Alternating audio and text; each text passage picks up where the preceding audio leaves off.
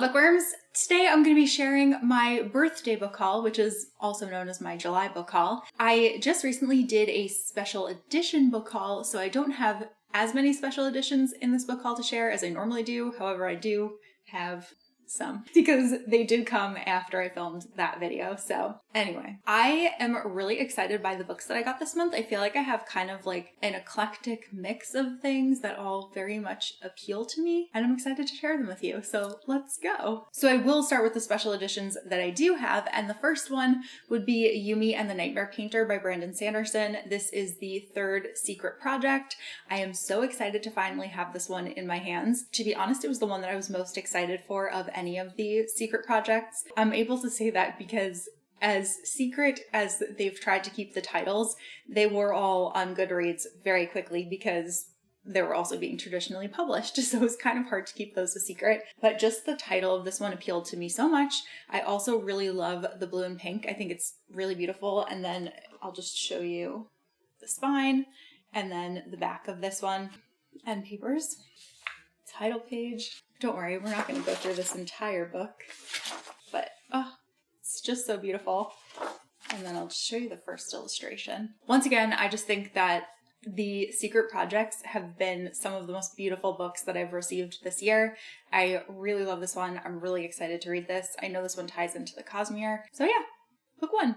Next up is a book that I got from my dad for my birthday, and that is the Easton Press edition of The Night Circus by Erin Morgenstern. I am really excited to have this one in my hands. This is actually my first Easton Press book that I've ever owned. I think that they make some really lovely leather bounds. It also has nice gilded pages, and it's also signed by the author, which is really exciting. This one technically isn't in print anymore, but he got a copy off of eBay. It also comes with like a little certificate of authenticity, and then we have Erin's signature there in gold. So this is a really special one that I'm very excited to add to my collection. And then I got another Easton Press edition. This one was from Andrew for my birthday. So this is their copy of The Magicians by Lev Grossman. I really love this one too. I think it's so pretty. I really like the cover design with like the bee and the stars and then like the key to Fillory.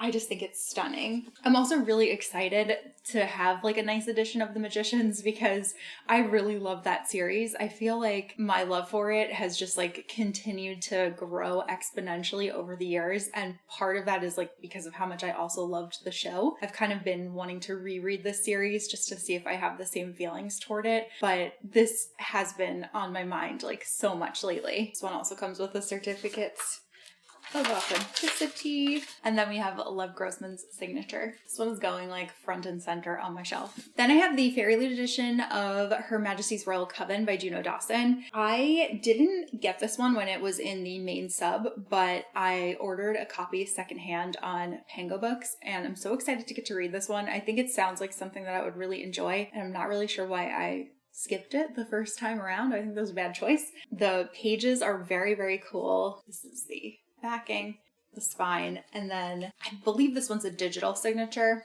And then below the dust jacket is this just beautiful Barbie pink, and I love it.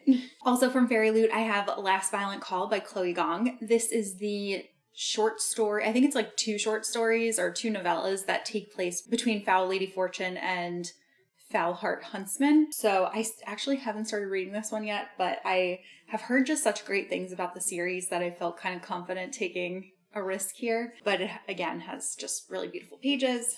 I love the foiling and everything below the dust jacket. And then there's also artwork below the dust jacket. Then from Litjoy Crate, I have Dreams Lie Beneath by Rebecca Ross. Rebecca Ross is the author of Divine Rivals, and I've started reading that book and I'm really loving it. So I really wanted to read more by her, and I thought that this one sounded pretty good. It's also a standalone, which is pretty nice. Has purple pages. This one is also signed. I am not sure if this one is a digital signature or if it is an actual signature. Honestly, it doesn't really bother me either way. I really only care about signatures if I'm like going and meeting the author in person. And then underneath says The Nightmares with Here's With. And there's also quite lovely art below the dust jacket on this one. Next up, I would say this is kind of a special edition, but Subterranean Press They did an edition of Nettle and Bone, and they said that it was selling very well. So for the first time ever in hardback, they also decided to release the Halcyon Fairy Book by T. Kingfisher. And this is a collection of short stories, fairy tales written by T. Kingfisher. It's never been in hardback before, so this is the first time. It includes the complete Toad Words anthology, which is another one of her books. And I think that one is like kind of hard to find at this point. So I'm glad to have a physical book of this one. Then instead of showing you my next special edition, I'm going to stick with T. Kingfisher. I got 2 more books from her. So I got The Raven and the Reindeer. This one is a retelling of the Snow Queen. And then I also got Brainy and Roses. This one is kind of a retelling of Beauty and the Beast. So both of these are very short. T. Kingfisher is known for those novellas, and I can't complain. So far, I love everything I've read by them, and I really just want to read more of their backlist. And then going back to Subterranean Press, I also got their edition of Jade Shards by Fonda Lee. So this is a new book in the Greenbone Saga, which is one of my favorite fantasy series of all time. So I'm so excited to revisit these characters. It has 4 short stories that are prequels to the Greenbone Saga, and it follows some of my favorite characters in the series, and I'm so excited to read more about their past and events that led up to one of my favorite all-time fantasy series ever. I'm so excited about this one. Next, I have Lightbringer, which is one of my most anticipated books ever. I'm so excited. I love the Red Rising series so much. So this is by Pierce Brown. This is the next book after Dark Age. As much as I've been trying to resist picking up the second era of Red Rising, I think that I'm finally caving, and I'm probably just going to have to deal with the long wait between this one and the final book, which should be out next year. But man, I love this world. So I need to just do it.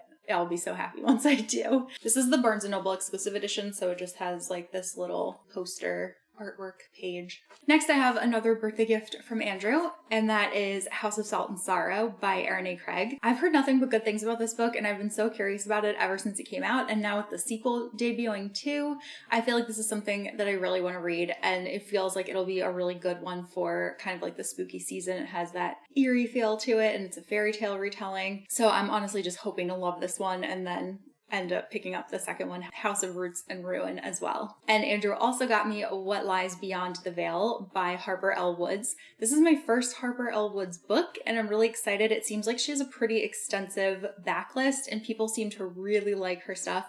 It's all fantasy romance. I think she has a new one that is like witchy, and that one has totally been on my radar too, but this one follows fae, so really excited to read this. Next, I have Tangleweed and Brian by Deirdre Sullivan, and this was the 2017 winner of the Irish Book Awards. It is a collection of fairy tales that are very feminist and feature very strong heroines. I also think this book is just beautiful, and there are also really gorgeous illustrations inside of it.